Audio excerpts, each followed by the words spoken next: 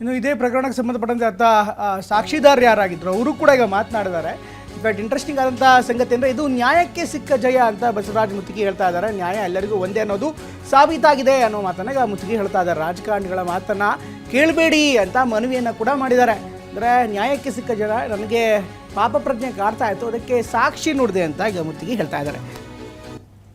Open ಆಗಿ ಹೇಳ್ತಿದ್ರು, ಬಸವರಾಜ ಮುತ್ತಿಗೆ ಅವರ ಕುಟುಂಬನಾಗಲಿ, ಬಸವರಾಜ ಮುತ್ತಿಗೆನಾಗಲಿ, ಬಸವರಾಜ ಕೊರವರ ಹೊತ್ತು ಮತ್ತು ಬಸವರಾಜ ಕೊರವರ ಕುಟುಂಬನಾಗಲಿ, ನಾವು ನಮಗೆ ಶಿಕ್ಷೆ ಆದರೆ ಜಾಮೀನು ಹೈಕೋರ್ಟಿಂದ ಜಾಮೀನು ಪಡ್ಕೊಂಡು ಬಂದ ಮೇಲಾದರೂ ಅವ್ರನ್ನ ನಾವು ಮುಗಿಸ್ತೀವಿ ಅನ್ನುವಂಥದ್ದನ್ನು ಓಪನ್ ಆಗಿ ಡಿಸ್ಕಷನ್ ಮಾಡತ್ತಿದ್ರು, ಕೂಗಾಡತ್ತಿದ್ರು ಕೋರ್ಟ್ ಒಳಗೆ. ನನ್ನ ಗಮನಕ್ಕೆ ಬಂತ ಆ ವಿಷಯ ವಕೀಲರ ಕಡೆಯಿಂದ.